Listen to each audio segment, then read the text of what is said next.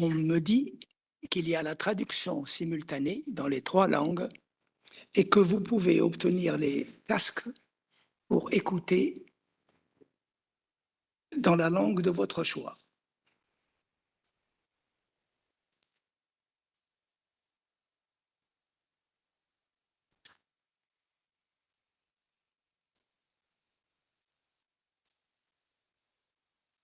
Chers collègues, chers participants, chers amis, au nom de l'Académie tunisienne des sciences, des lettres et des arts, al-Hikma, je voudrais vous souhaiter la bienvenue. Je voudrais à l'occasion dire que l'initiative de cette rencontre, Stambeli, revient à Semat Ames, à leur tête, Larissa Chomiak, et que Larissa Chomiak nous a proposé, si nous, Académie tunisienne, souhaiterions participer. J'en ai parlé au chef du département des arts et le chef du département des arts, si Enis Meddeb, a considéré que c'était là une excellente initiative et il a pris une part importante à son organisation, sous la houlette, bien sûr, de Ames Semat. J'aimerais dire que notre académie est honorée, heureuse de participer à cette rencontre qui fait revivre une partie vivante de l'histoire de la Tunisie, sa relation à l'esclavage, qu'elle a été l'un des premiers pays à abolir, mais l'esclavage n'est pas mort. Ces séquelles sont toujours existantes dans les sociétés, y compris la société tunisienne. Stambeli, c'est l'expression de cette population qui a été arrachée à sa terre et qui est venue ici. Stambeli, c'est son mode d'expression. C'est l'expression de son histoire, c'est l'expression de sa relation avec la nouvelle société dans laquelle elle a vécu, c'est son art. Et il était important qu'une représentation, une discussion académique de Stambeli s'effectue. Nous sommes très heureux de rompre avec la science formelle qui rejette au loin de la science, la vraie science, des moments, des expressions telles que celles-là qui sont pourtant extrêmement riches en sens. Nous-mêmes, Académie, envisageons,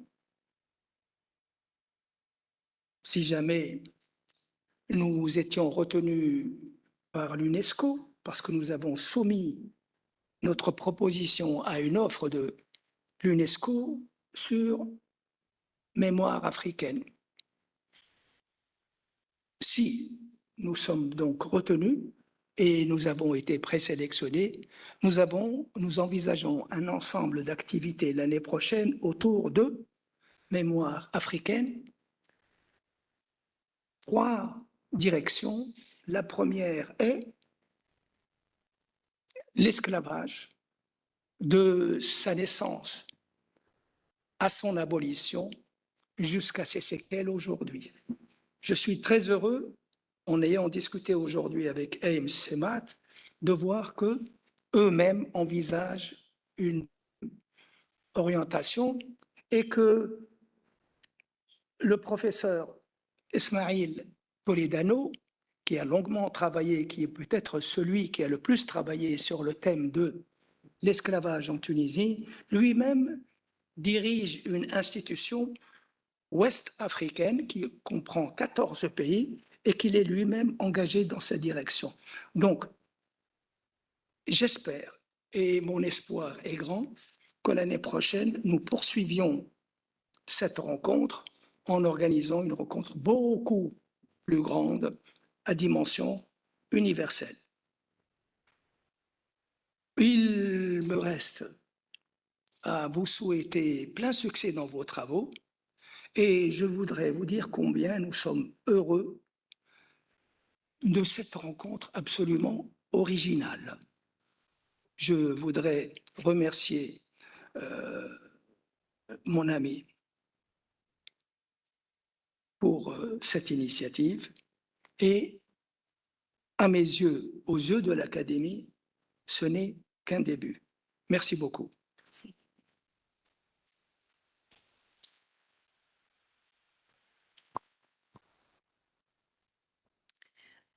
Dear President of the Academy, dear members, dear guests, my deepest and most sincere thanks to Beit al-Hikma for collaborating with the American Institute for Maghreb Studies, represented by CIMAT in Tunisia, the center which I direct. The idea to organize a scientific and international encounter on Stambeli sprung from a conversation that occurred about a year ago at CIMAT on the place of cultural practice and production in academic thought. In history, anthropology, the history of art, religion, public health, among many other disciplines. The way in which we designed this conference allows for Stambeli to be thought about through various disciplinary angles, as represented by our invited speakers from all over the world. Its role in history, its musicology, its travels, and its work in healing, thus the idea of reverberation. As a cultural practice, Stambeli has reverberated throughout history, through people, through spaces and cultures, and anchored itself in Tunisia's cultural sphere.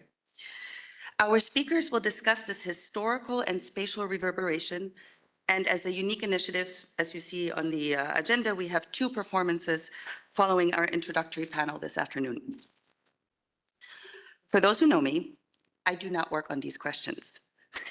Yet I have a deep scholarly commitment to learning from cultural practice and informing both theory and broad disciplinary debates. This is what makes academic research so fascinating and brings alive the ideas we hold and the theories we build. I am so very thrilled to learn over the next 2 days, to listen and to encounter. Thank you once more, dear President of the Academy and the Academy, for allowing this beautiful encounter to embellish our joint academic work. Thank you. Thank you. And I would like to invite the first panel and Sifazi Mahfoud to come and start our event.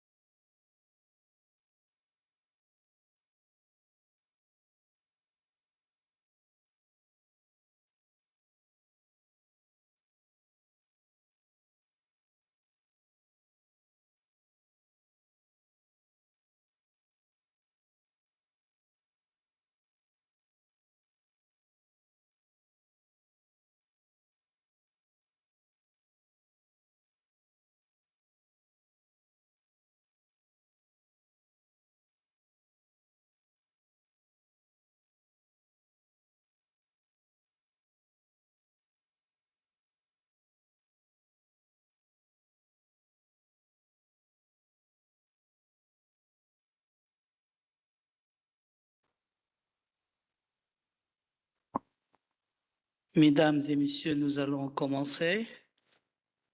Et dans cette séance, il va y avoir trois interventions.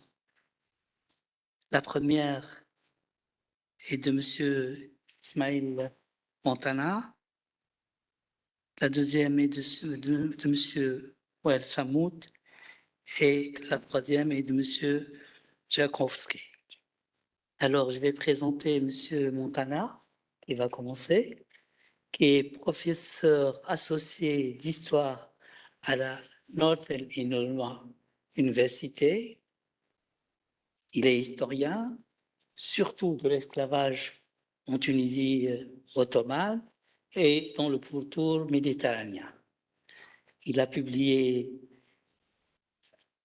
3 ou 4 livres en 2013, 2009, 2024, je crois, le dernier. Et son centre d'intérêt, c'est surtout l'histoire de l'esclavage en Afrique du Nord, si j'ose dire. Alors, je rejoins si Mahmoud Morandan et je le félicite si l'Académie arrive à inscrire à l'UNESCO la totalité de l'histoire des Noirs en Tunisie. Je crois qu'il y a quelques années, nous avons inscrit les archives nationales, en particulier on inscrit les archives de l'esclavage en Tunisie dans la mémoire du monde. Oui.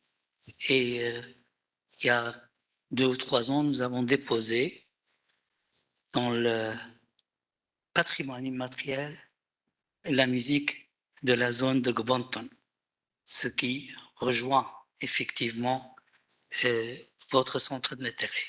Donc, je vais donner la parole à Monsieur Montana pour 20 minutes et je crois que les organisateurs insistent sur le respect du temps. Je vous remercie.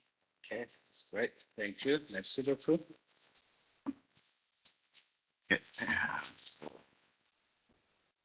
6. Okay, thank you very much, Dr. Fauzi Mahfouz, for this introduction. The Tunisian Academy of Science is an esteemed institution that has long been my radar as a place to visit, as a place that I admire, as a place that I believe is doing one of the important research, not just for Tunisia, but for Africa and of course the Arab Islamic world in general. Before I dive into my presentation, I want to take this opportunity to thank Dr. Mohammed bin Ramdan, president of Beit al-Hikma, Tunisian Academy, for this opportunity to be part of this wonderful symposium. My thanks also goes to Dr. Larissa Shamiak, Director of the Center for Maghreb Studies in Tunis, Dr. Robert Park, Director for the Center for Maghreb Studies in Algeria, and of course, our wonderful, capable Lena Cross for all the logistical kind of prowess that she has shown in facilitating our participation and travel, and to Luke as well for the same reason. Before I dive into the presentation itself, I want to begin by kind of providing an excerpt from a Timbuktu Islamic scholar who, at the turn of the 19th century, on his way to Hajj pilgrimage, stopped and stayed in Tunis. During that time, he witnessed a distinct community from his own homeland and practicing what is known in West Africa at the time and present day as Buri, the Hausa Buri possession cult. In that area where Al-Timbuktawi came from, this practice was prohibited. Hence, he was astounded to see this community practicing this religious cult freely in Tunis. So he wrote a treatise which he titled Hat as-Sitr Amma alayhi Sudan, Tunis, min al-Kufr. And he dedicated it to Hamouda Basha, who was the ruler of Tunis. And some of the key admonition he wrote to Hamouda Basha, I will try to be kind of real fast, was number one, that, oh, our Lord, if you do not do away with this reprehensible evil, meaning the Bori, no one else will during your lifetime, let alone afterwards.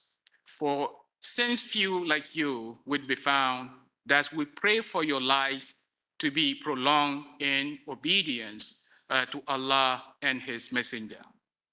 He continued in his admonition and wrote, when you realize this, oh, Hamouda Basha, the prince, it is altogether your legal duty to seize Dar Kofa and either convert it to a mosque, as the Prophet, blessings and peace of Allah be upon him, would do with all churches when territories of the polytheists were conquered, or build a madrasa for the pursuit of sacred knowledge, or hostel for the believing soldiers who strive in jihad for the sake of Allah. For it is unlawful to preserve such a house for the worship of idols. And for those of us who are deep into research on Stambeli, we know that Dar Kofa was almost like the place where those activities used to take place.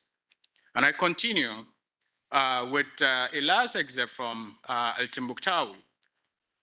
You should order the people of your kingdom, people of Tunis, to close their doors to these devils, for they are worse an affliction than Antichrist or Al-Masih ad-Dajjal. Do you not see that they have introduced polytheism, meaning shirk, to the believing Muslim women and to the weak-minded men? They should thus be excluded until they make their commitment to Islam manifest and become a good conduct. So in lamenting that, the Tunisian elite were unaware of what he condemned as the infidel religious practices of his fellow countrymen and women from his Western and Central Sudanic homeland. The key question that al-Timbuktawi's attitude towards the Bori cult practice in Tunis raised is whether or not he was cognizant of the prevailing religious culture of accommodation on the eve of his stay in Tunis. This is a question that has long been a preoccupation of mine. Hence, in this presentation, my main goal is to situate Stambeli in a proper historical context. As a fusion between the West African Hausa possession cult of Bori and popular Islam, the earliest historical reference to its practice in Tunisia revealed that Stambeli, or rather Bori, was intertwined with the Husseinid-based desire to regulate the enslaved blacks who settled in Tunisia as a result of the trans-Saharan slave trade. During the early part of the 18th century, the Husseinid inducted Sidi Saad al-Abid, an ex-slave from Borno, into sainthood to serve as a rallying figure for the enslaved Sudani West Africans. A key point I would like to illustrate in this paper is that although the resulting structural pluralism of the Husseinid religio-political scheme succeeded in assimilating the enslaved population into Sufi brotherhood, which the Husseinid promoted, equally, this scheme simultaneously encouraged them to retain their indigenous African belief and culture, thus setting them apart from Tunisian society. This was precisely the case at the turn of the 19th century when al-Timbuktawi set foot in Tunis, and exactly 100 years later when the British military officer who turned anthropologist by the name A.J.N. Tremian, who also came to Tunis and studied the Hausa communities and emphasized their Sudanic root of what we know as Stambeli today. Before I discuss the process of acculturation, I think a kind of a contextual background will be in order. And as you can see from this kind of chronological kind of sketch, dealing mostly with the Ottoman period. Tunisia, 1574, was occupied by the full-fledged Ottomans. By 1591, we begin to see certain development that will give rise to what is known as the Deys. So the Deys, although they were kind of sent by the Istanbul, but nevertheless they begin to kind of seek a little kind of autonomous kind of rulings. And then by the turn of the 18th century, Husseinid state came to being. And not long after that, a conflict will lead to Bashir Husseiniya kind of faction and struggle. And it was in this context that Ali Bey, the first, will resort to importation of enslaved soldiers from Central Sudan, whom in the Central Sudanic area, they are called Kofafi. But here, because of the duties they were employed in as a palace guard, they became known as Bawaba. Fast forward, time of Hamoud Basha represent the peak of the trans-Saharan slave trade. But little after that, when Ahmed al-Timbuktawi came to Tunis, this was the time period when the enslaved not only were hugely present, but in fact, they were manifesting cultures of their own origin by practicing of Bori. So what I presented here kind of represented development from the Tunisian side. On the other side, where the enslaved population hail from, we have a movement, late 18th century, early 19th century, of jihad movement and development. Not kind of, and here I'm talking of Islamic reforms that sought to kind of, move society from economic and other perceived injustice, etc. The result was a series of enslavement that will send majority of those who were enslaved, some to across the Atlantic, but some ended up through the transatlantic area. So historians and scholars who wrote on 18th and 19th century Tunisian society delineate the religio-political culture that was instituted by the early Husseinid as one of the foremost characteristics typifying the regency of Tunis in its early stage. Two major historians of the Maghreb, Muhammad Hadi Sharif and Jamil Abu Nasser, for instance, have shown that following the fending off of the regency against encroachment of Algerian Deys who sought to subordinate Tunisian society, the Husseinid transformed the political structure of the regency. They themselves, Kuluglis, in order to gain, and Kuluglis meaning who hail from Ottoman kind of stock, but also intermarry with local Tunisians, to gain the support of the local populace for the ensuing transformation. The Beys instituted several incentives to appease the local religious establishment, while simultaneously laying the foundation for the emergence of a new framework of religious institution. In so doing, their goal was to provide a platform for individuals outside the existing religious institution to express their loyalty to the Beylik. Within this process, a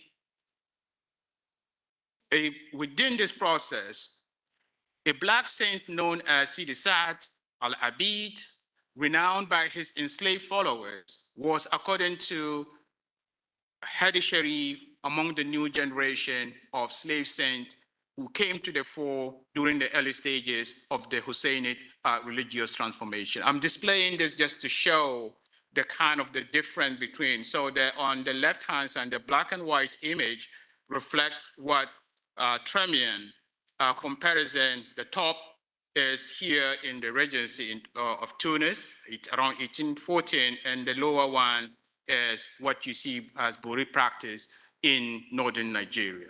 So Sharif considers Sidi Saad as a popular marabout and posits him to be, on one hand, an intermediate saint between the local centered Sufi orders, such as Sidi Belhassan al-Shadhili and Sidi Mahraz, and on the other hand, the transnational Sufi Turukiya, such as Tijaniya and Qadiriya.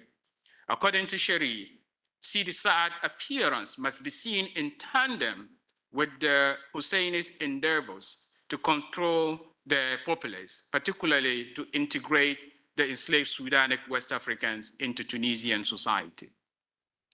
This, coupled with the fact that the majority of the enslaved Sudanic Africans brought to the Regency under the Husseini were, to a large extent, born in the Western and Central Sudan, were first generations imported in mass to the Regency, suggests their motive in order to integrate them.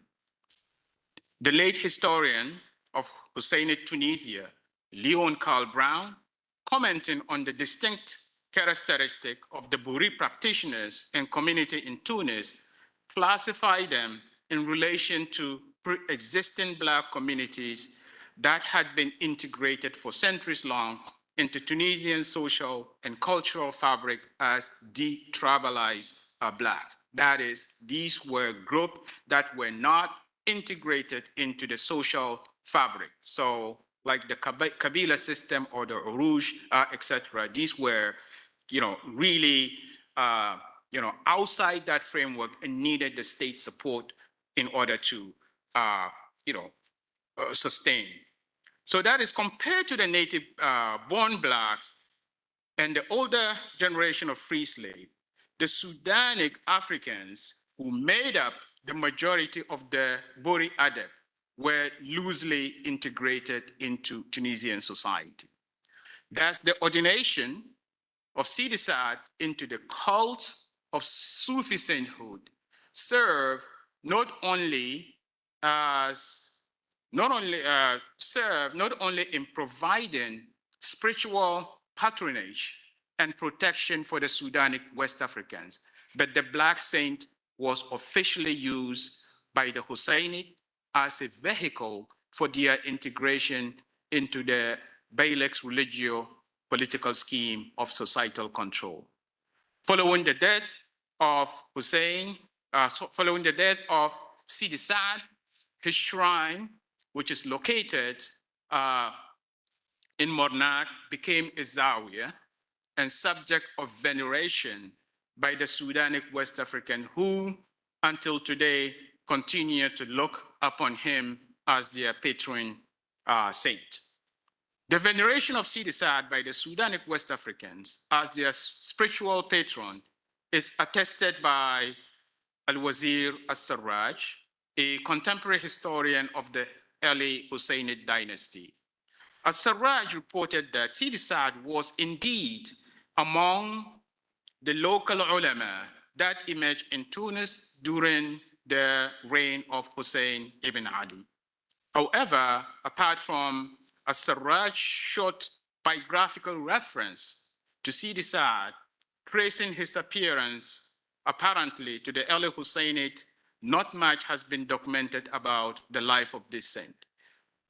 We do know that sources that mention him are few, but those that did are in agreement that he was not a local-born Tunisian, but rather a Beriberi. A Beriberi means a Kanuri, which is one of the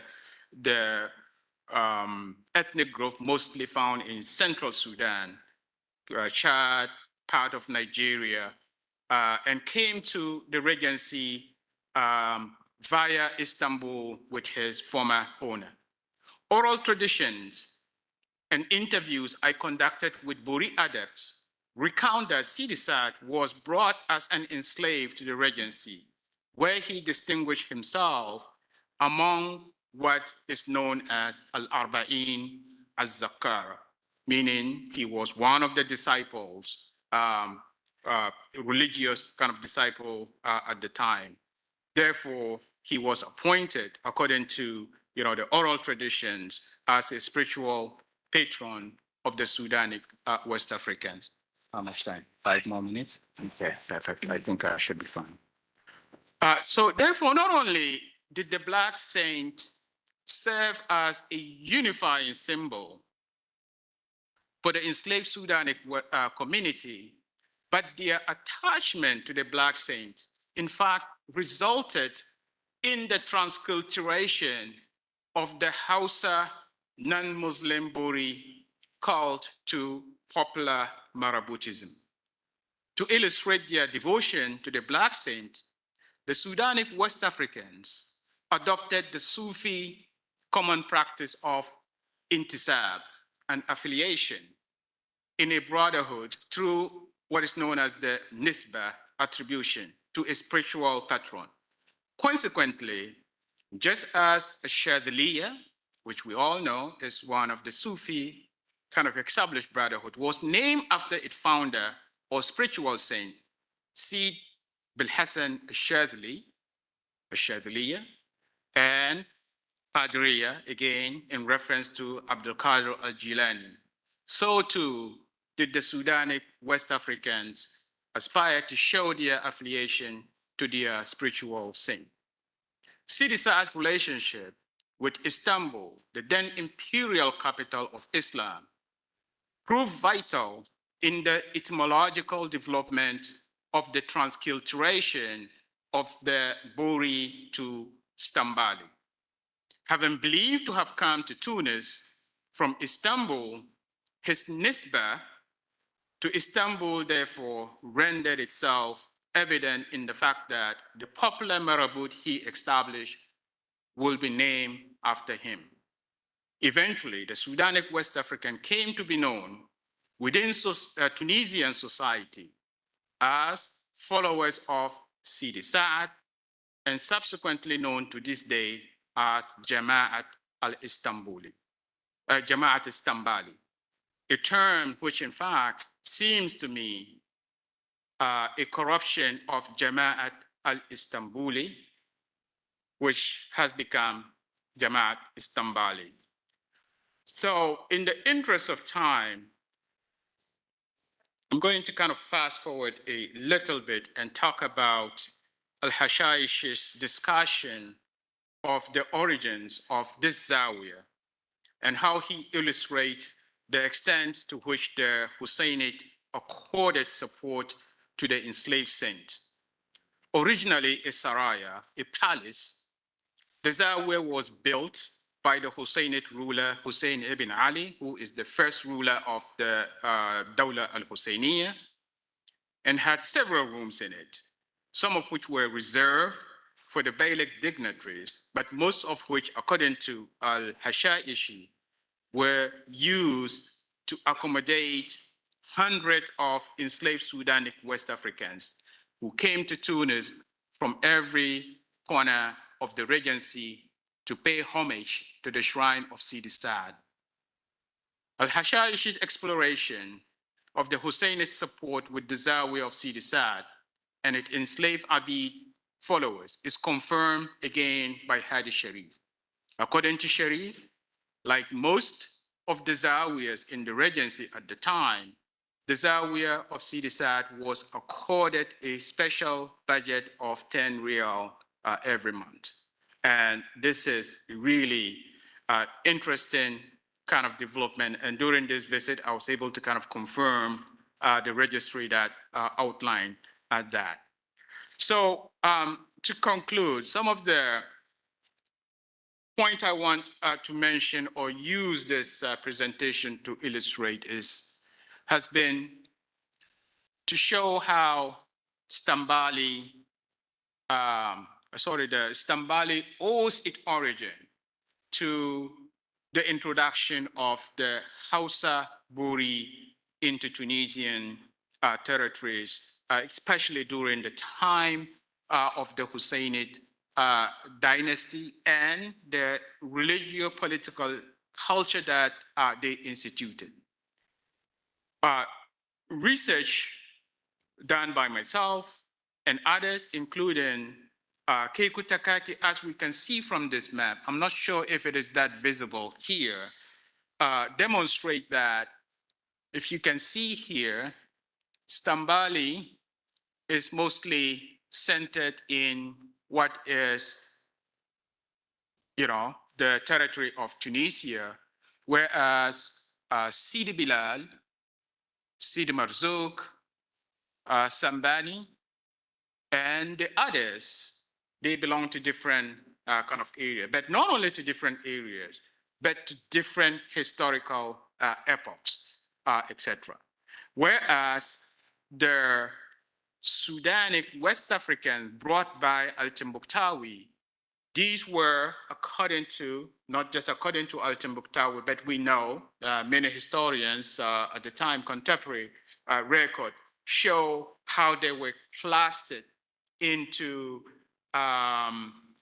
ghetto-like kind of colonies, some of which evolved into what is known as the DR system. So it was through this context that the state, the Husseini state, provided the religious framework in order to regulate and integrate the Stambeli followers into the state apparatus through Sidi Saad, who became their patron saint, and hence Bori, which is Hausa possessions transformed to becoming Stambeli, owing to, this kind of process that I try to explain to this. So I will end here, and I will be happy to take questions and hopefully provide some, shed more light into things that I didn't get. Thank you. Merci infiniment pour cette belle communication qui vraiment a mis en contexte le Stambeli, ou ce que vous appelez le Buri, avec les différentes interventions et les relations avec la culture, la religion, la politique. C'est assez compliqué finalement. Je vous remercie infiniment, monsieur. Alors, je vais donner maintenant la parole à monsieur Ouel Samoud, qui est maître assistant à l'Institut supérieur de musique de Tunis, l'Université de Tunis. Il est, je crois, le directeur du département de la formation et il est spécialiste de la musique et de la musicologie, auteur de nombreux articles scientifiques, publiés dans des revues à comité de lecture. Il s'intéresse surtout et principalement à la sémiologie de la musique. Je vais lui donner la parole et je n'ai aucun doute qu'il va respecter le temps qui lui est imparti, 20 minutes. Merci. À vous la parole, monsieur Samoud. Merci, monsieur le président. Bonjour à toutes et à tous. Alors, je voudrais tout d'abord remercier l'équipe d'organisation de cet événement très intéressant, le Centre des études, le Centre des études maghrébines à Tunis, tout à fait, en collaboration, bien évidemment, avec l'Académie al-Hikma, l'Académie des sciences, des lettres et des arts, pour m'avoir accepté, pour m'avoir associé à cette journée consacrée à ce rituel, le Stambeli. Alors, je voudrais également remercier mon ami et mon collègue Anis El-Medeb, le chef de département des arts de cette prestigieuse institution, pour m'avoir donné cette chance d'être aujourd'hui parmi vous. Alors, dès que monsieur Anis m'a sollicité pour participer, j'ai tout de suite pensé à entamer le sujet du rythme, le rythme du Stambeli. cette composante qui est si présente, si prégnante, si déterminante du Stambeli est non moins problématique. Mais avant cela, permettez-moi de commencer ma communication par une brève présentation autour de l'origine et de l'histoire traversée par cette expression maraboutique avant de passer à l'étude analytique du rythme en question. Alors, le Stambeli, c'est un culte thérapeutique par la transe et une performance musicale riche et vivement animée et colorée, où alterne et s'enchevêtre musique et chant, danse et thérapie, une manifestation qui est représentative de la communauté noire de la Tunisie. Par référence à Ferchiou, le Stambeli serait lié à la diaspora nègre et aurait été importé au Maghreb par les anciens esclaves. Il est traditionnellement défini comme un rituel thérapeutique pour soigner les maladies aussi bien physiques que psychiques, conduit par les guérisseurs et des musiciens noirs. Ferchiou admet également que le Stambeli apparaît comme une variante locale de la tendance universelle à l'incarnation du sacré. Au Maghreb, cette tendance a subi l'influence de l'islam, mais elle demeure l'expression religieuse d'un groupe particulier et est liée à son histoire culturelle africaine. En effet, la plupart des recherches sur le Stambeli s'accordent à considérer que ce rituel trouve son origine en Afrique subsaharienne et qu'il est en relation directe avec les minorités noires qui se sont installées depuis longtemps dans le territoire tunisien, où l'on retrouve, comme souligné Manoub Isnoussi dès 1966, l'on retrouve éparpillé un peu partout par petits groupes qui ne dépassent généralement guère le cercle de la famille. L'historien At-Tamimi Abdeljalil note que cette confrérie soufie s'attache directement à la minorité noire résidente à Al-Hadra, la capitale, d'origine subsaharienne, composée principalement de descendants d'esclaves soudanais que se sont installés en Tunisie pendant la période hussainide, selon le document de Ahmed al-Tambaktawi en 1813.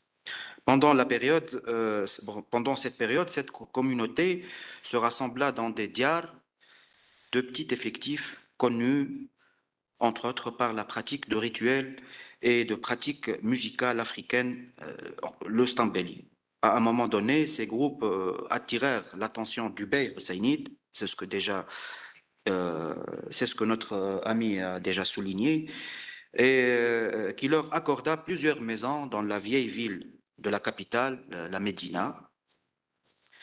Et notre ami Montana a déjà souligné que initialement, ces maisons étaient pour héberger les nouveaux émigrants, esclaves, hommes libres et émancipés, al-Ma'touqin, mais c'était la création d'une armée noire par le bey hussainide qui s'opéra, à la différence du Maroc, par l'importation d'esclaves et de leur mise en quasi-gâteau dans la ville de Tunis. C'est Montana qui a souligné ça en 2009.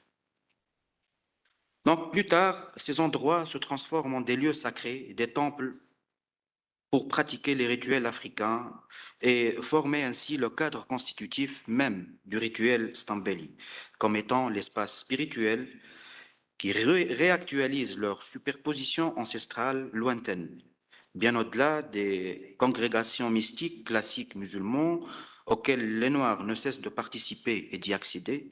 Ceux-ci créa leurs propres institutions rituelles divines où l'arifa en est le principal emblème et bénéficie, avec le chef, le ma'allam, du rang le plus élevé dans l'échelle des fonctions dans le culte Stambeli.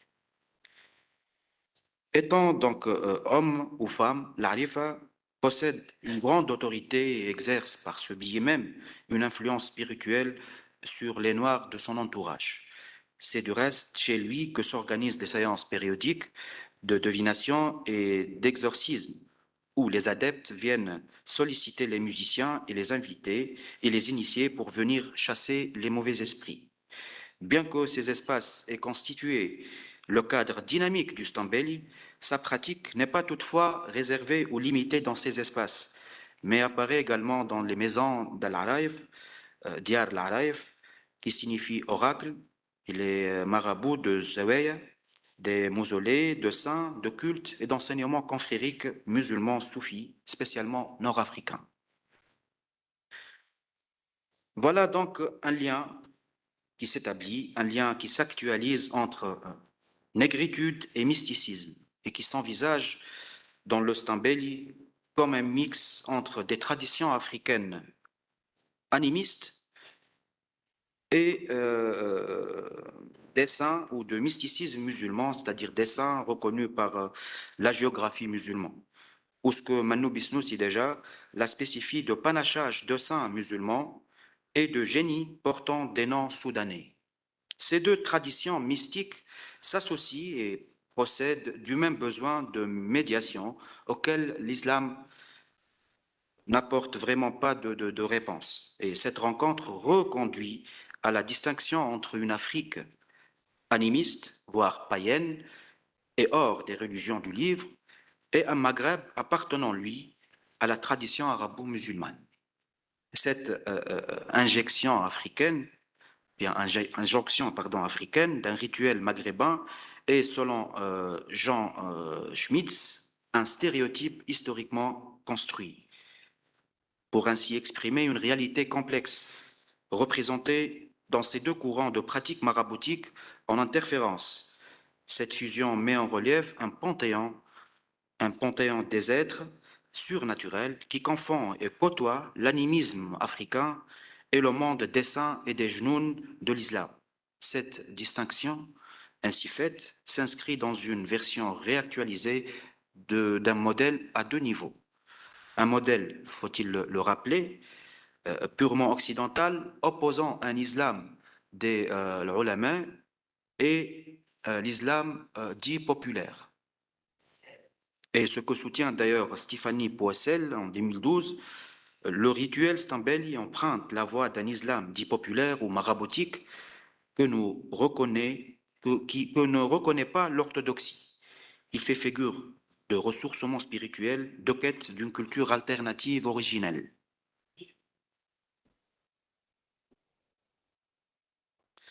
Rappelons que les rituels de possession et de transe sont tout aussi présents chez les Aïssaouiyas, les Hamdasha dès le XVIe siècle, les Gnawa du Maroc, le Diwen algérien, qui actualisent tous un panthéon hétéroclite où se joignent les esprits d'origine subsaharienne et des saints musulmans d'Afrique du Nord. Par ailleurs,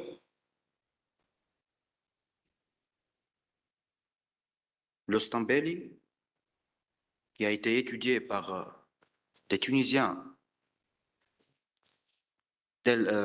notamment notre collègue et ami Zohair Gouja, tout comme notre invité chercheur, M. Richard Jankowski, et tous deux soutiennent et insistent sur le fait que ce rituel est d'origine purement et proprement tunisien et qui remonte à des expressions musicales anciennes qui étaient répandues dans l'Afrique du Nord subsaharienne. D'après ces deux chercheurs, le Stambeli n'est que le produit d'un long processus d'acculturation de plusieurs traditions rituelles qui se sont déplacées au nord à travers le Sahara depuis à peu près 300 ans.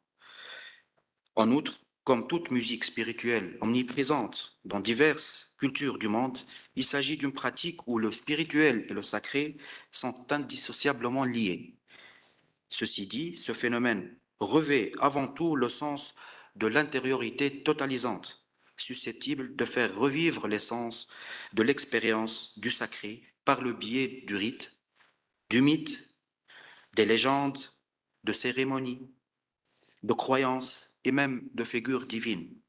Son incarnation au sein même d'un groupe social prend essor à travers un processus complexe d'influence et de confluence, de brassage et de métissage, de voyage, d'empreintes, de mécanismes d'assimilation et de conservation, de rejet et d'acceptation, ou de vitalisation, sous un angle socioculturel évidemment, et toutes ces dualités lui offrent les bonnes conditions pour pour davantage d'intégration, de cohésion, de pérennité et de développement. Développement qui va de l'art à la technique, duquel émane un système musical propre et proprement autonome. Du fait qu'il est enraciné dans son cadre socioculturel et anthropologique spécifique, épuisé dans ses contextes géoculturels, ethniques et historiques, le large répertoire qui s'associe au Stambeli révèle une force sonore très profonde, autant comme expérience multifonctionnelle qui joint le musical au corporel, au performatif, au thérapeutique, que comme expression extrêmement significative. Au cœur de cette performance apparaît justement une propriété rythmique particulièrement intéressante qui oscille entre la répétition et la transformation. Et cette propriété, qui a été déjà étudiée par notre ami Jankowski, met en jeu un caractère multiforme, multidimensionnel de l'organisation temporelle qui touche également la trame rythmique sous-jacente. Et là, je vais entamer directement le niveau musicologique analytique proprement dit. Alors, je vous invite à écouter des extraits de Nouba Sidi Marzouk.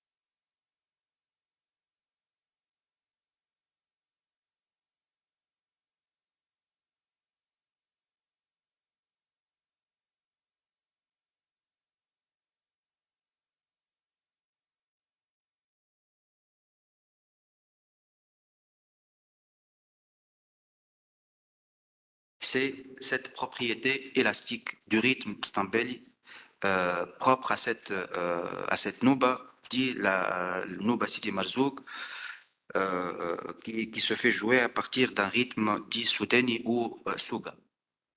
Alors, ces propriétés sont clairement observables dans cette nouba. Nouba Sidi Marzouk, c'est un rituel évoquant le saint situé dans la région de Touzr, au Nafta, au sud tunisien, au Jirid. Tout particulièrement, elle est exécutée, comme j'ai déjà dit, autour du rythme soudani ou bien souga.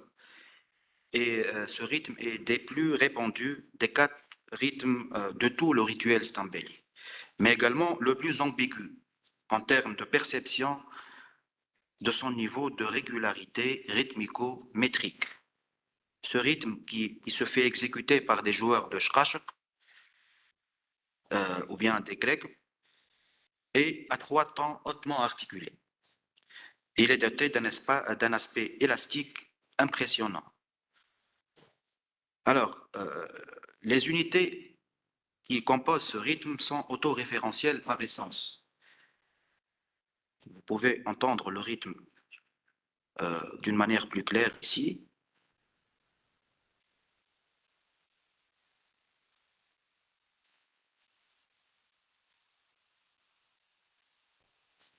Non.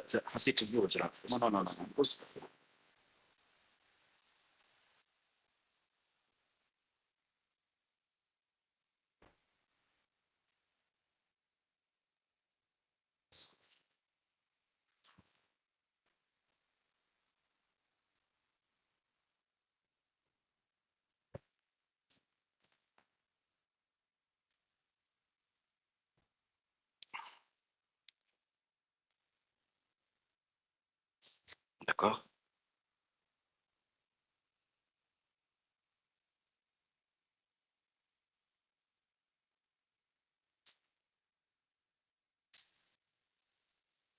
Non, pas de son.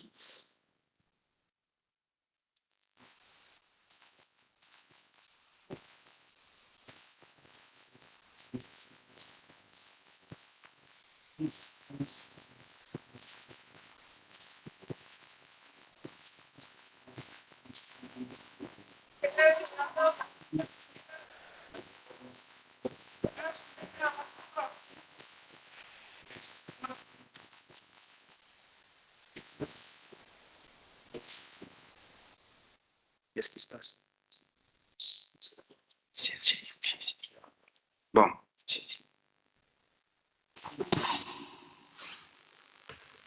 On peut constater que le tempo du début de cette nouba commence un peu assez modéré, sauf que la répartition de l'espacement relatif entre les patterns des cellules motiviques fait apparaître une inégalité indubitable. Au fur et à mesure que la nouba progresse, le tempo augmente progressivement lui aussi, et puis une compression concomitante de la cellule rythmique unitaire s'établit pour rendre d'autant plus équidistants les espacements entre les patterns et les patterns des cellules correspondantes. Alors,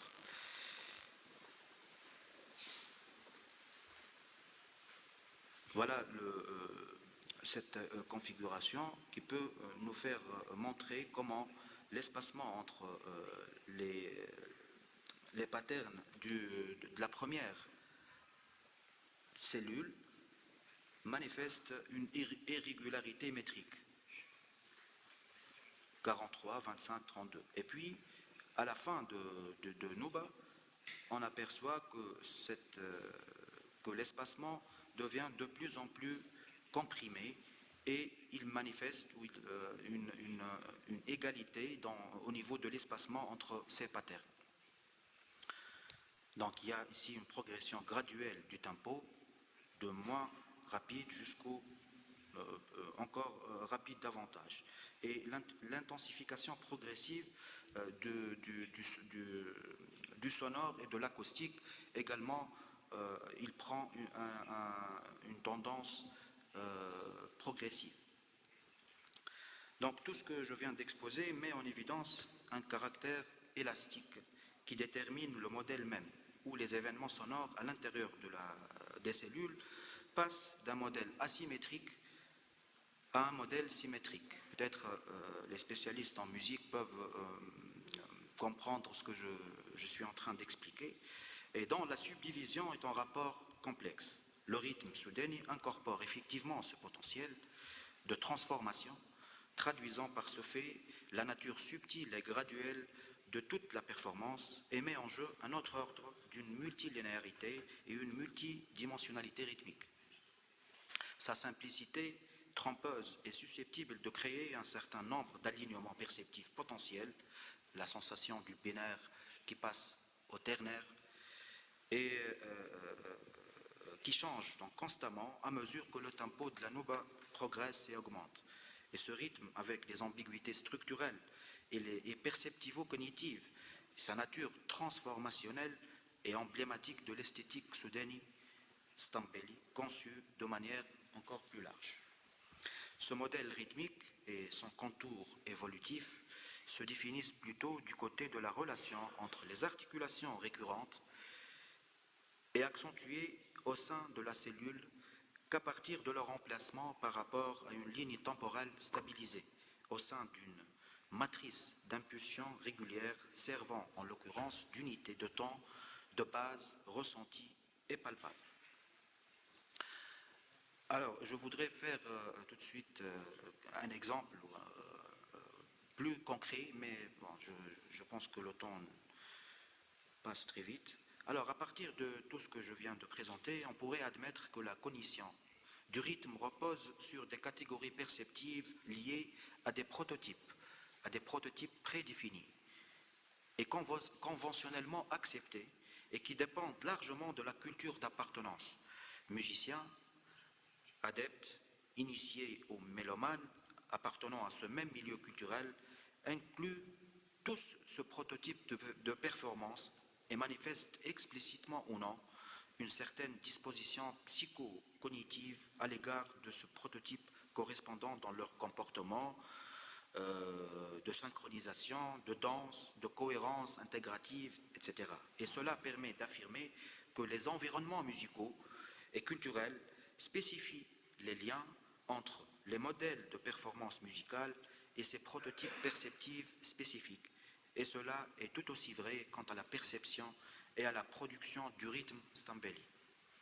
Parallèlement à cette variance culturelle, il existe un certain degré de similitude interculturels dans la perception rythmique que nous qualifions d'universaux statiques. Par exemple, les rapports de petits nombres 1 sur 1 ou bien le rapport 2 sur 1. Ainsi, les prototypes rythmiques liés aux rapports les plus simples de petits nombres entiers peuvent justement être des universaux statiques de haute fréquence. Si cette analyse met en relief les caractéristiques de la microstructure du rythme, de son développement métrique, de son élasticité et de ses propriétés transformationnelles, et nous informe sur les espacements temporels entre les micro-unités des cellules rythmiques constitutives, il n'est toutefois pas suffisant, me semble-t-il, de se concentrer sur cette micro-analyse, pour ainsi dire, afin de comprendre le propre de ce rituel, notamment dans son double rapport à la musique et à la tradition, dans laquelle il s'inscrit et tire ses origines, et de laquelle il acquiert sa légitimité comme rituel et son pouvoir mystique et thérapeutique. Il incombe alors de retrouver des liens, et c'est le plus important dans toute ma communication, c'est de retrouver des liens entre ces propriétés intrinsèques que je viens d'exposer tout à l'heure et le contexte plus large dans lequel il se fait exécuter. En outre, il doit exister des liens et des interférences entre l'unité métrique, le tempo, la transformation du rythme, et l'unité vécue, qui incarne une symbolique partagée, relevant d'un contexte culturel, ethnique, voire anthropologique, enraciné dans l'histoire et dans le mythe auquel il se rapporte. Toutes ces propriétés soulevées par cette analyse relèvent nécessairement et d'une certaine manière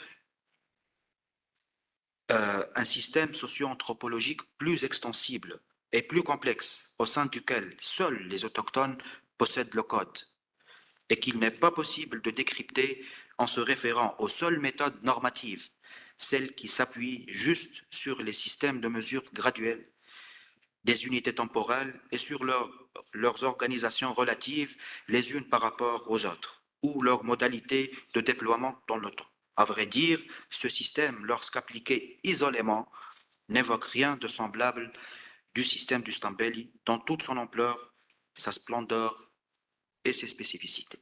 Merci pour votre attention.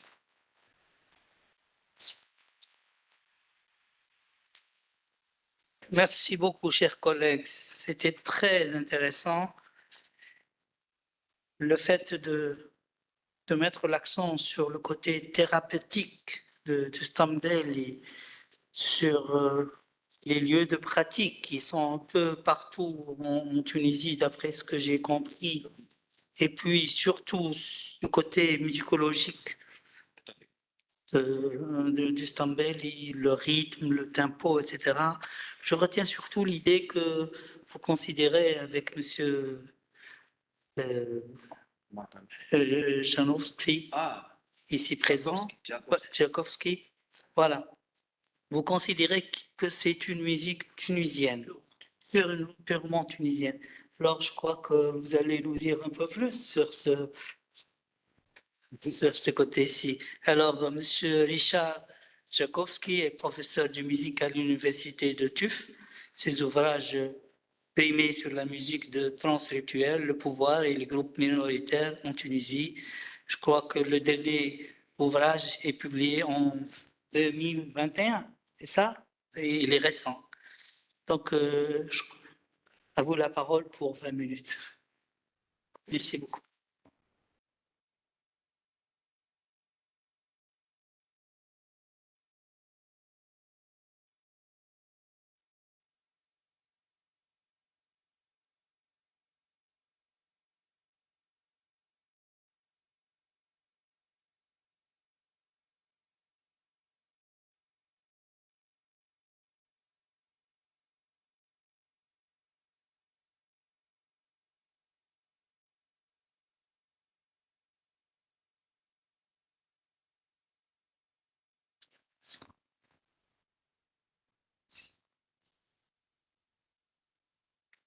Okay. Makes sense.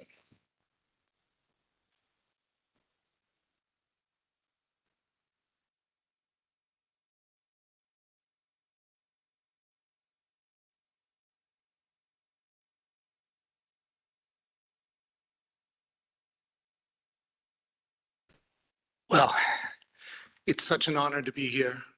Thank you so much to CMAT, to Beit al-Hikma, the leadership of these organizations, Dr. Ben Ramadan, Dr. Larissa Shomiak.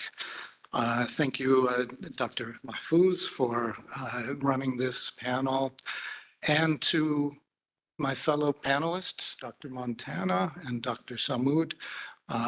It's really a pleasure to be here, and thank you to all of you for being here. When I first started my journey in the world of Stambeli, it was the year 2000. And the idea of a conference like this dedicated to Stambeli, well, it was completely unthinkable. There was no way this was going to happen. And so almost 25 years since I first started, this is very meaningful to me. So I just really want to thank everyone from the bottom of my heart. I also always begin by thanking my late Stambeli teacher, Baba Majid Barnawi, for his generosity, for sharing his knowledge, and for entrusting me to share some of that knowledge, or at least my understanding of it, with audiences like this. The social history of Stambeli is one of encounters. Geographic movements across the Sahara, shifting political relations to colonial and post-colonial powers, and the ritual and musical bridging of sameness and difference. A body of knowledge about Stambeli has been produced by yet another set of encounters.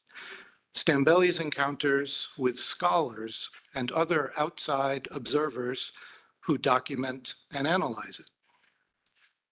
These forms of encounter in ritual, in society, and in research involve frictions, which, following Anna Ching's application of this concept to intercultural interactions, are what she calls the awkward, unequal, unstable, and creative qualities of interconnection across difference. These, she emphasizes, are not inherently bad or good, but are complex forces that are produced by the interaction of two entities. So friction can obstruct and it can slow down, but it can also create motion. And her example is the movement of a car tire on the road. That depends on friction. Without that friction, the car tire spins around in one space, going nowhere.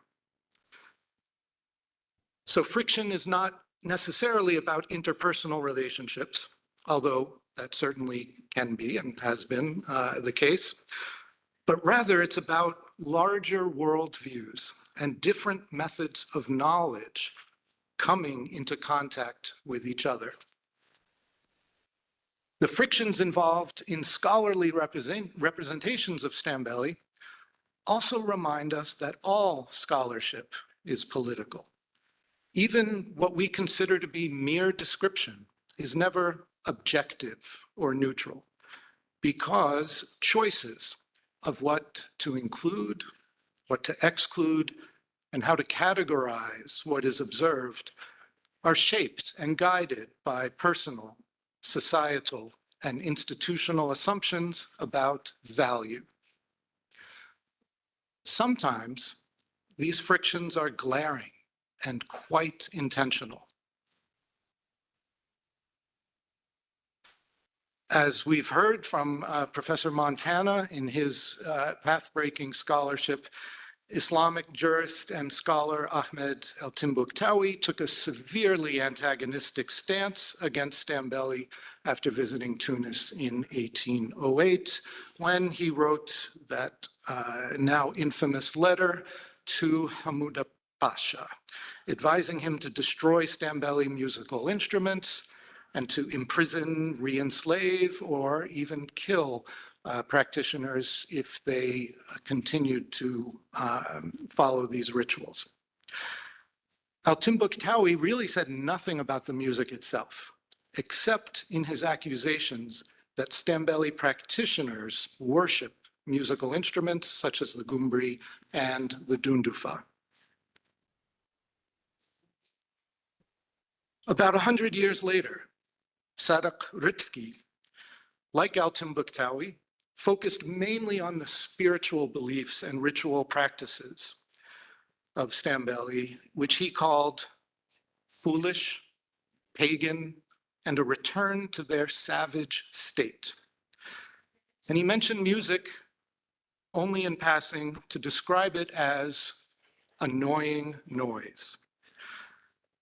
As a member of the intellectual elite that, among other things, played a part in establishing the Rashidiya Institute, Ritsky concluded in his classic and highly influential book, Ghaniya Tunsiya, that there was no musical or spiritual value to Stambeli. At the same time, in Germany, the first audio recordings of Stambeli were being produced, such as this 1909 wax cylinder recording on Sudanesen phonogram, with the gumbri being played by Mohammed Gariani, accompanied by vocals and shkashik. And I'd like to play a clip of this. Remember, it's a wax cylinder, so it's very difficult to hear.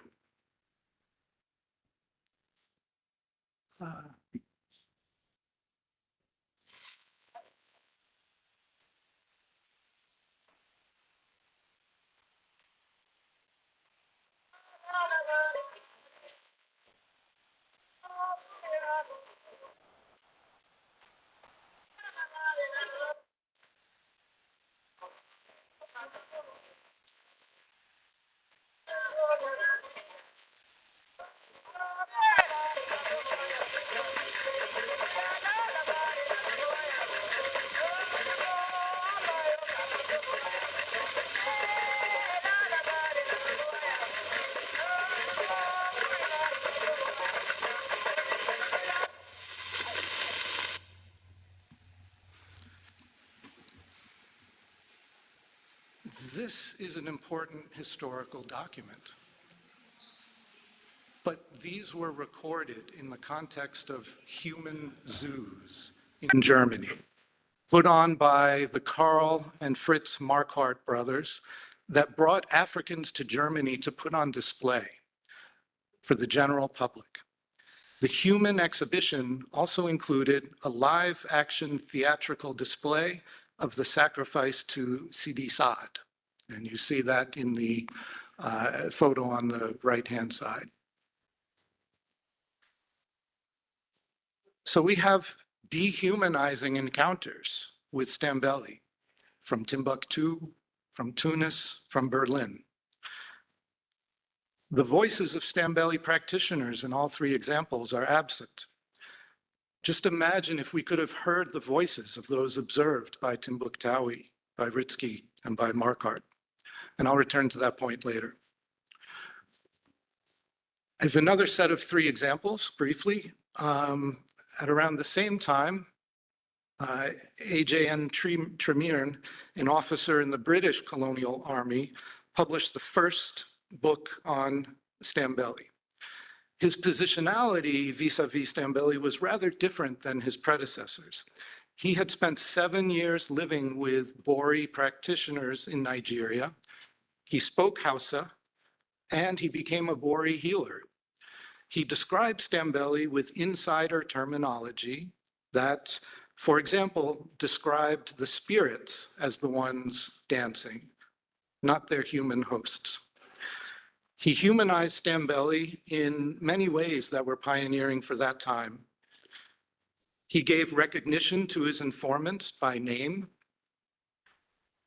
He described the conditions of racial prejudice they faced, and he used his experience in Tunisia as a basis to criticize his own government and their policy of supporting Islamist suppression of Bori in Nigeria.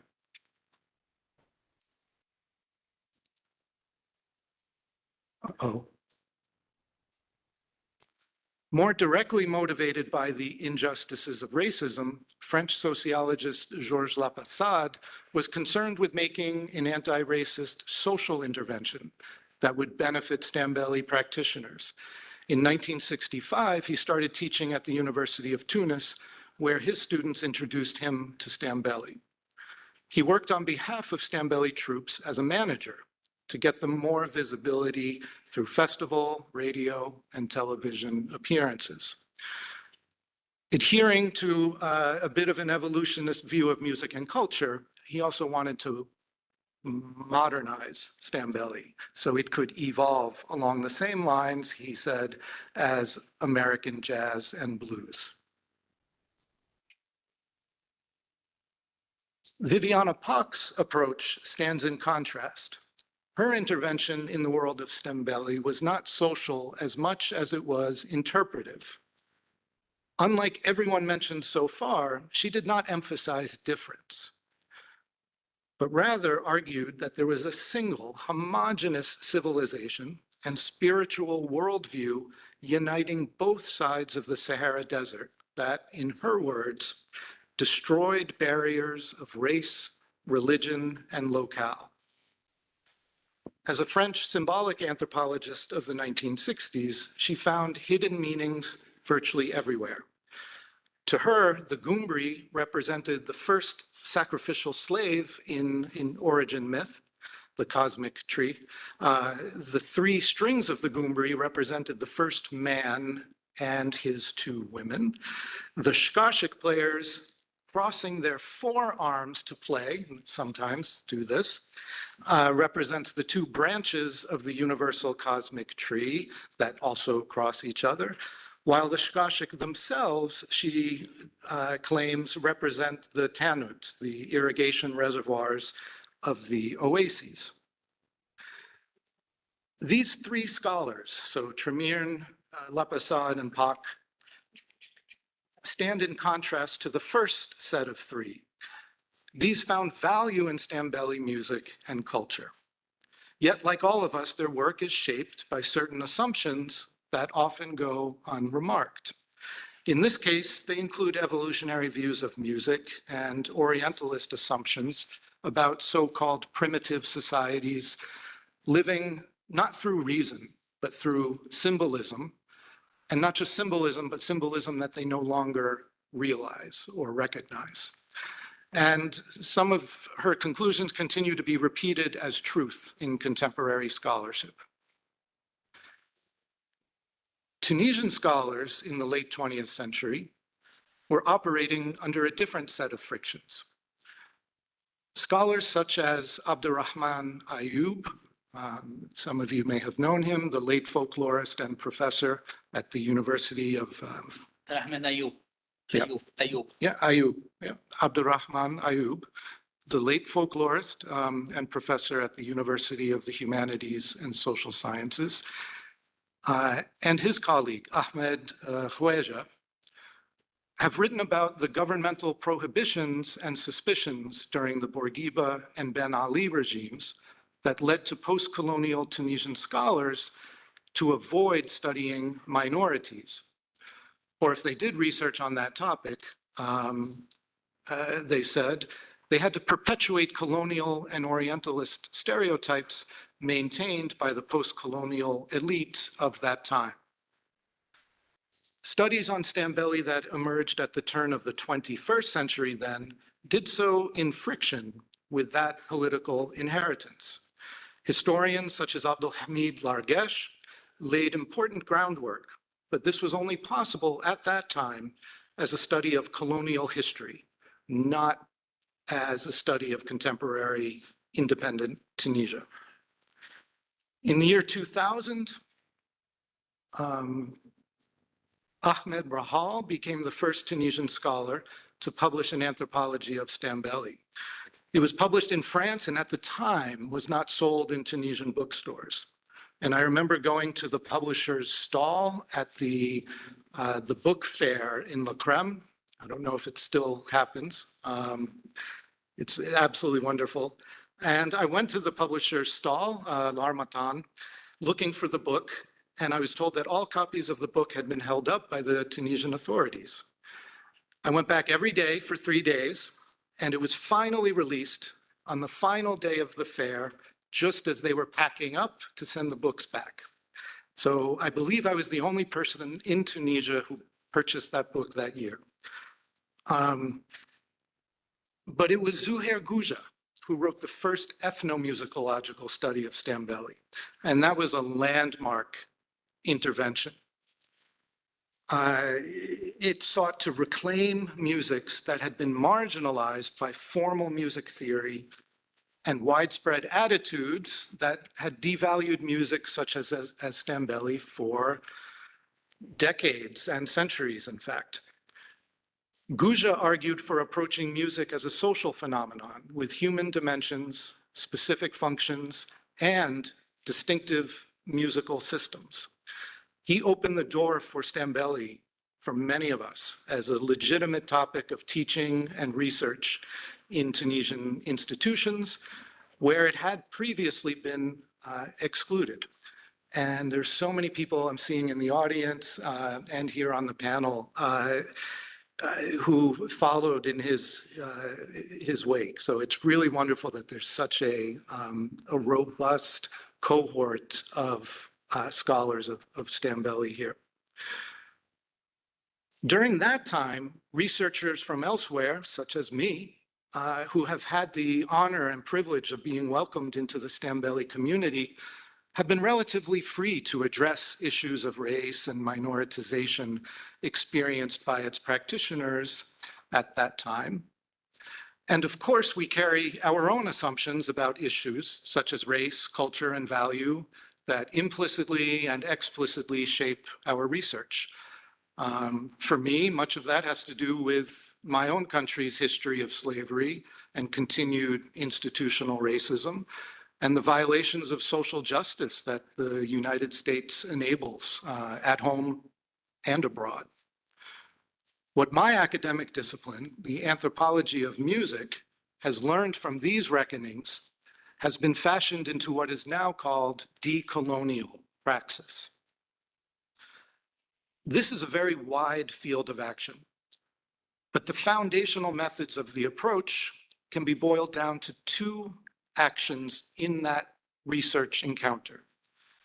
The first is radical self-awareness. This refers not only to researchers identifying our biases and assumptions, but also, as Amal Bashara, my Palestinian-American anthropologist colleague at Tufts University, argues, the need for researchers to actively question and defamiliarize their own hegemonic and dominant views of how society should be. The second is radical listening. This means not just listening to others, not just learning about others, but also learning from others. As Bashara also puts it, such a methodology helps us imagine different worlds that could be possible. This is because the frictions of encounter go both ways. The researcher is also changed by the research. And let's not forget that Stambeli practitioners themselves have also always been researchers. They've created a deep, living, flexible library of musical, spiritual, and historical knowledge. Knowledge presented through ritual performance, which, like academic scholarship, requires learning the language of ritual to understand it. Stambeli practitioners have also been changed by their research. Knowledge that the earliest generations brought to Tunis encountered other forms of knowledge and was adapted. Sometimes change was unwelcome, such as in the early 1900s, it was scandalous when some words from the Kanuri language were inserted into a song originally in the Hausa language. So what was scandalous back then would pass almost without notice today. Sometimes change was not only accepted, but honored. For example, my late Stambeli teacher, Baba Majid, told me that every yinna, every master Gumbri player, should develop their own style, learning from multiple other yinnas, not copying them exactly, but synthesizing their ideas into something new. And he listed the yinnas that he learned from. Frej yinna was the most prominent among those. And I want to close with a clip of Baba Majid performing, as it gets at how music is especially good at managing frictions of intercultural encounter. Because music can convey multiple messages simultaneously, even contradictory ones. So in this song, the lyrics recall the trauma of displacement of sub-Saharans by singing about the numerous places that Bambara people are from or have migrated to. And Bambara can refer to the ethno-linguistic group or also to practitioners of spirit possession like Bori, who are minorities in Islamic societies around the Sahara. So the song lyrics here insert the name of a different region after singing the phrase Bambara Auled, meaning Bambara, the people of. So you hear, for example, Bambara Auled Congo, Bambara people of Congo, Bambara Auled Hausa, so the Bambara people of the Hausa, and so on.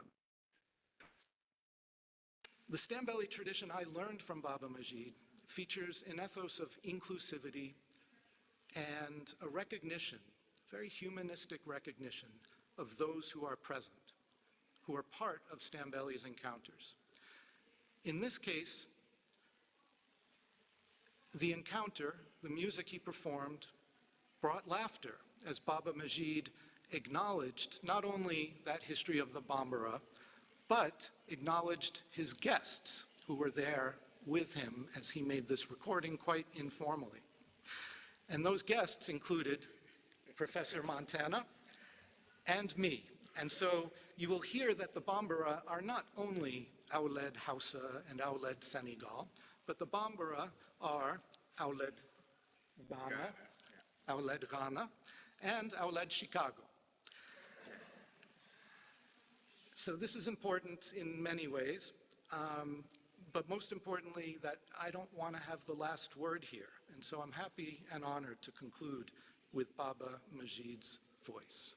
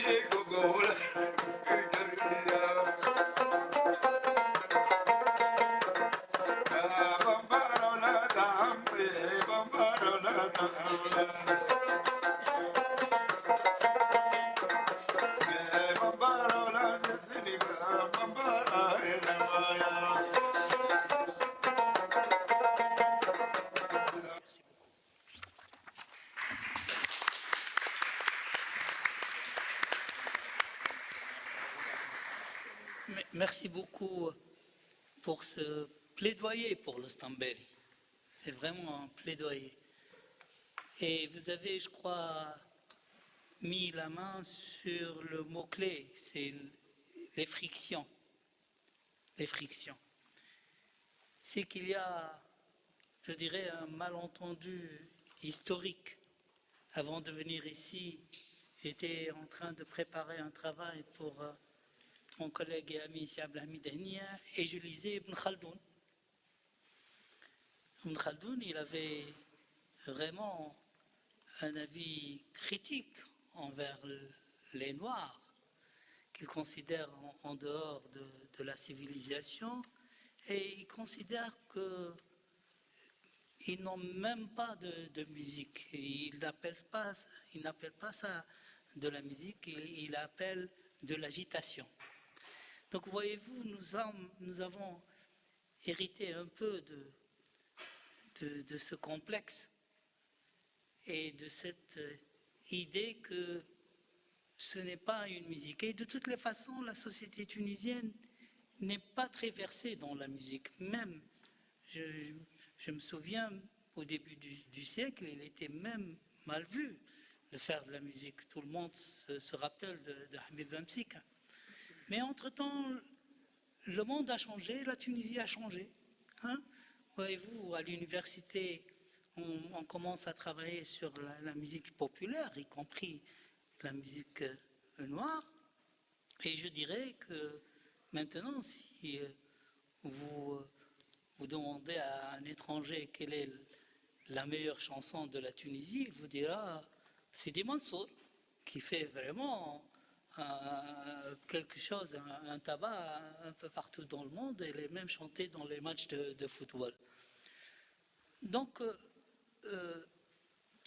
c'est vrai que le processus d'évolution semble lent. Depuis, il y a eu au début du 19e siècle, avec Hamoud Abesh, des tentatives d'interdire la musique noire, je dirais, Stambeli y compris. Mais comme l'a dit Si Mahmoud, il y a toujours des restes. Il y a toujours des restes. Maintenant, la musique noire, elle existe à Tunis, Stambeli.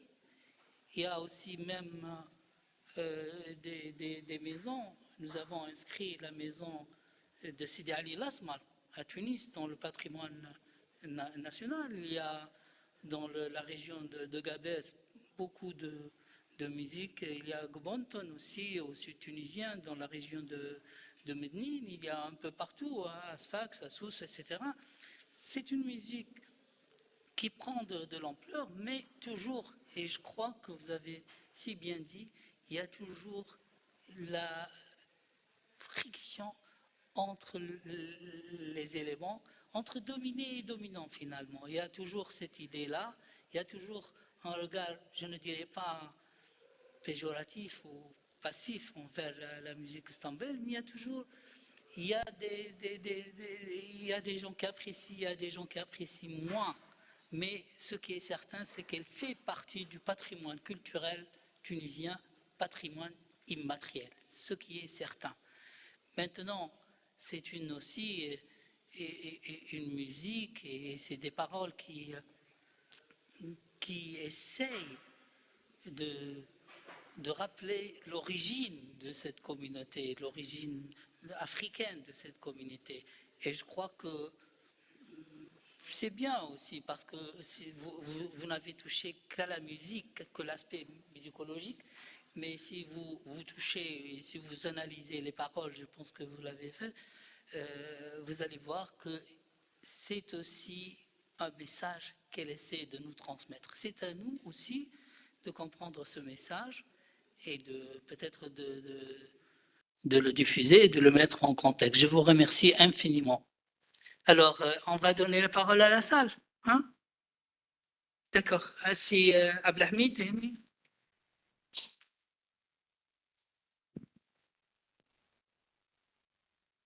Merci.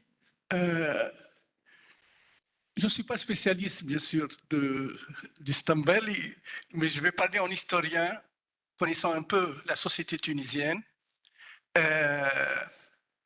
Il y a une constante dans l'histoire de la Tunisie, marquée par une société élitiste, et qui stigmatise pratiquement tout ce qui est populaire. Tous les arts populaires sont stigmatisés de la même manière que le Stambeli. Il a fallu peut-être la révolution de 2011 pour que les choses changent vis-à-vis de ces musiques populaires et surtout des Noirs en Tunisie. Je sais que les Noirs commencent à parler de leur existence et c'est vraiment tout récent. Mais avant, tout ce qui est populaire, musique populaire, c'est stigmatisé par la société au niveau culturel et même par les autorités. À un certain moment, il ne passe pas à la télévision. On ne fait passer que... Moi, j'étais directeur de la musique. Je sais, mais vous pouvez me corriger. Mais ça, c'est mon point de vue. Merci beaucoup. تفضل. مش يجيب كارتين. بسم الله الرحمن الرحيم. بارك الله فيكم اللي تحكيوا على السطنبيلي اللي هو الفن بتاعنا بتاع جدودنا وارثينه على جدودنا. انا عزيزي دخلت تونس عام 1870. انا بابا حمادي البيداري اللي تعلم من عنده زهير جوجة والرحال بشير الرحال تعلموا من عنده وعملوا منه الواحد القرايه بتاعهم عنده هو. ثم حاجات تحكيوا فيها انتم باهي صحيحه توا كيما السيد الكلمه الاخرانيه اللي قالها باهي. احنا قبل ما عندناش حق وتوا ما عندناش حق. التوا مازال ما عندناش حق. احنا اسطنبولي يوريوه في حاجه تصويره كهو. لكن الحكايات اللي تحكيوا فيها انتم سي زهير جوجة وسي بشير الرحال في فرنسا وهما ذمك قراوا عام 1966 يجيوا للدار بحذا بابا الله يرحمه وعملوا ليتود بتاعهم الكل مع بابا. وشوشان كلمة شوشان جماعة شوشان فيها حكاية. شوشان عليه يقولوا شواشن يقولوا شواشن على خاطر كي دخلوا عزيزي وجدودنا اللي دخلوا خذاو من الحرم التوانسة ما عادش ولاو صافين ولاو يسميهم الشواشن. هذاك اللي يسميهم الشواشن ثم هي كلمة الشواشن على خاطر الحكاية هذيك. بارك الله فيك. والنوب اللي نحكيوا عليهم توا احنا النوب توا اللي نكلموا احنا النوب المصرحين سيدي عبد القادر سيدي مرزوق سيدي عبد السلام سيدي منصور هذوما وقتها سيدي علي الرياحي سيدي ابراهيم الرياحي وقتها هما اللي وافق لهم مش ولاو يتكلموا بالعربي. لكن النوب بتاعنا كلها عجميه كلها هاوسه وكلها برني. احنا الحاجه اللي ما خذيناهاش اللي احنا ما فهمناش الكلام على خاطر جدودنا توفاو وقت اللي بابا مثلا بابا انا عاش لي 80 سنه انا من اللي عمري 10 سنين وانا مع بابا حتى تو عندي 50 سنه الله يرحمه. بابا وقت اللي طلع نتج 10 سنين ودخل وبدا يتقد في الحكايه هذه بوه توفى ما خداش من عنده الكلام العجمي. هذاك الواقف في تونس توا ما ينجموش يفهموا اللي يقول لك يفهم العجمي ويصرح ما فهمناش العجمي ما عندهم حتى العجمي. هما حتى في المغرب في المغرب طوروه عربوه برشا الاغاني بتاعهم كله لغه عربيه. الوحيد اللي في تونس اللي مازال السطنبالي اللي السوداني واللي فيه الهوسه كله هو في تونس خاطر النوب بتاعنا كلها عجمي. ثم عندنا كان نوب سيدي عبد القادر سيدي عبد السلام الصلاة على النبي فهمتني كل شيء. معناها توا السيد اللي قالوا الكلام هذاك هو احنا الفتره احسن فتره كانت في اسطنبولي وقت البيات كانت تريد تو سيدي بالحسن البارح الجماعه بتاعو الاولانيه 14 جماعه كانوا جماعه اسطنبولي يعملوا 14 جماعه. شكرا بارك الله فيك. لا خلينا نتكلم شويه عاد نعطيه الكلمه لغيرك. ما خليه يفهموا على خاطر اسطنبولي فرق ما بين اللي يقراه وما بين اللي يعيشوا. فرق ما بين اللي يقراه زهير قراه والرحال قراه اما احنا كنا نعيشوا به ناكلوا من اسطنبولي ونتعشاو من اسطنبولي حياتنا كامله اسطنبولي ونعيشوا بالاسطنبولي ونقوموا بالاسطنبولي. بارك الله فيهم هما حبوا يطوروه حبوا يوريوه لكن ما ثم حاجات اللي مش هي راه مش كيما اللي يعيشوا مش كيما البراتيك كيما التيوريك. بارك الله فيك. شكرا تفضل سيدي تفضل.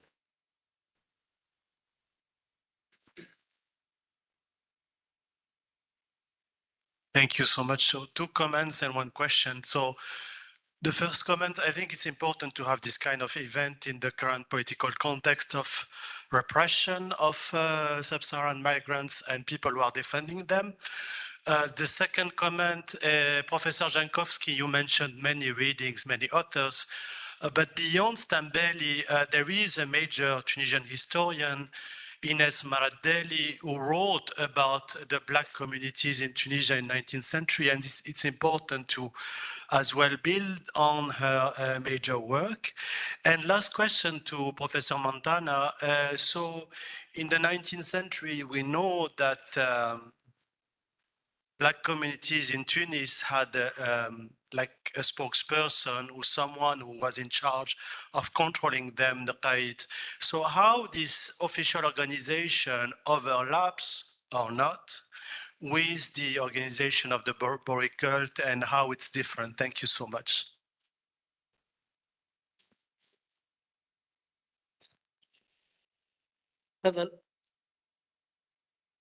Merci beaucoup. Juste une remarque concernant ce qu'a dit notre collègue au sujet des arts populaires en Tunisie et de la musique populaire en général.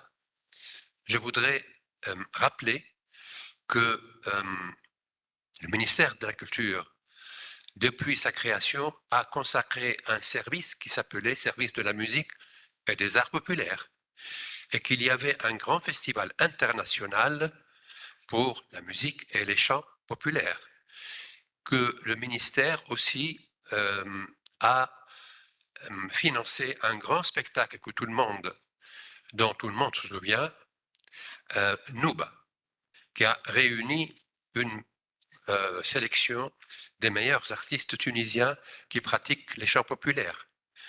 Je rappelle également que le Stambeli a été primé, a été présenté au Conseil international de la musique dans les années 90, et le Centre des musiques arabes et méditerranéennes qui a présenté ce spectacle a eu un prix pour le spectacle Stambeli. Effectivement, pendant quelques années, on a empêché quelques chanteurs qui chantaient des œuvres jugées indécentes, mais ça n'a pas tardé. Et je me rappelle que même l'ex-président de la République a ordonné que les chants populaires soient diffusés sur les chaînes radio et TV. On se rappelle tous de Gefletzir, par exemple.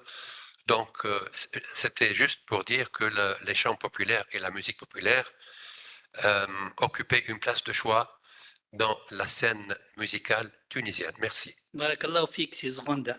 Shukran jazilan. Alors, je vais donner la parole à M. Montana s'il a quelques réponses. Thank you. Yeah, so I think there is one kind of specific question that is directed to me, so I'm going to start with that. And that has to do with, the person, the base kind of put in charge.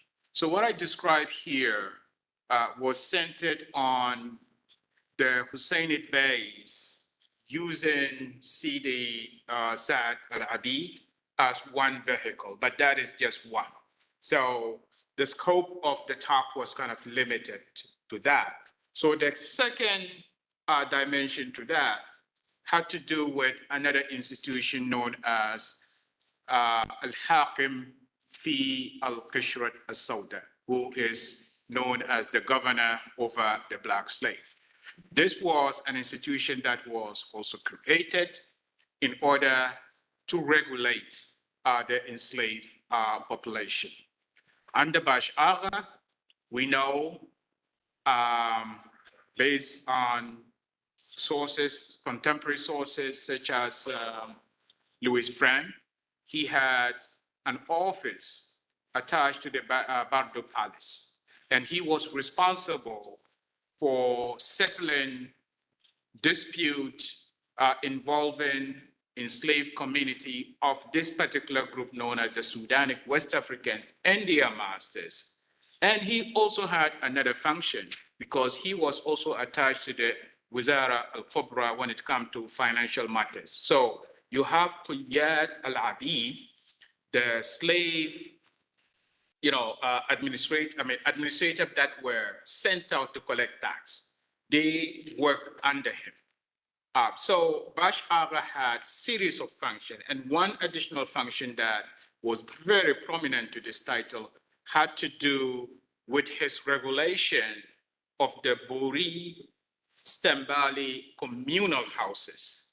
So gentlemen here mentioned, the role of the Wizarat, the Ministry of Culture. So the Bash Aga, the oral tradition has it that the DR structure, as we know it, they rotate in taking part in organizing ziyars. So you will have this particular Dar Barno, who will organize during the season for 2 weeks, and then it will be followed by Dar Songhai, Dar Bambara, and different other Dar. In order to organize the Stambal Kharja, they have to attain a permission from office of the Bashar. So during the French colonial period, the institution became a little, competitive among individuals who wanted to be, to occupy that. And the French authorities abolished it, among other kind of reasons, that, created those complications.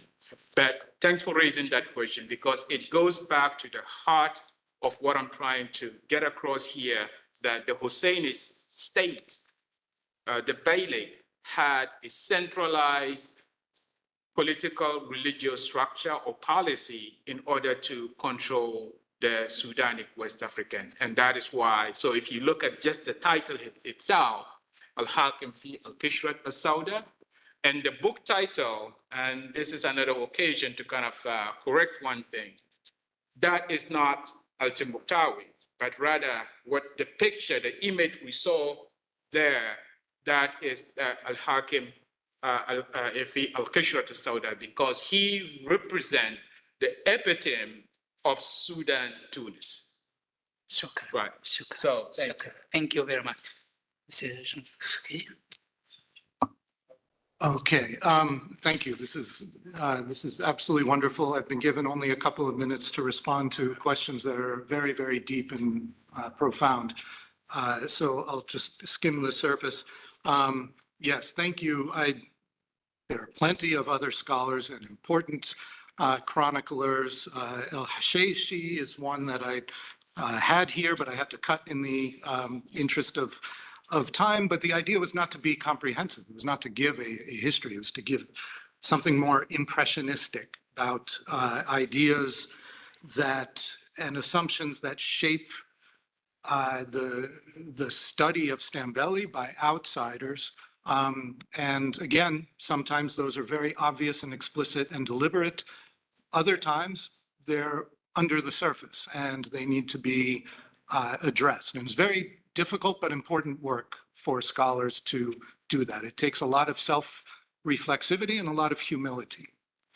On the first question, that was great. Thank you. I think we're in more agreement than disagreement.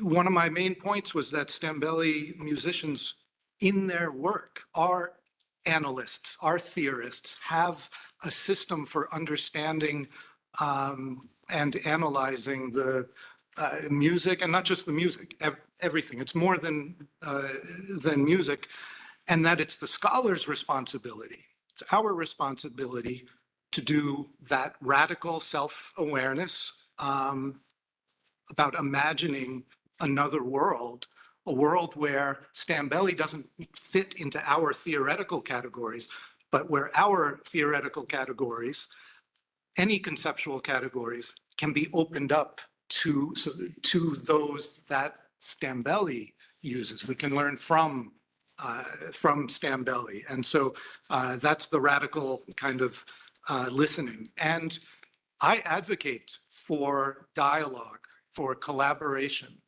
And it would be wonderful to, someday be able to have an event where there isn't this binary between musicians or practitioners and scholars, but rather have everyone be able to speak to and with the others. So thank you. That was a really important point to me.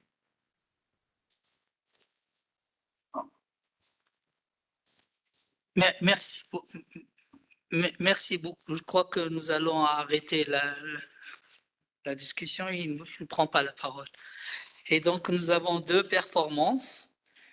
La première commence à 18h15. C'est donc Stambeli par Shedli Bideli. Et la deuxième commence à 19h, qui est intitulée Made in Africa. Et c'est Ziyed Zoueri qui va assurer cette performance. Donc, je crois qu'on va lever la séance. Il y a des boissons, il y a une petite pause café. Il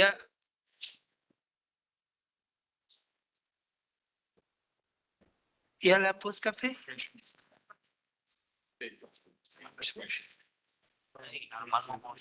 Adrina. Absente.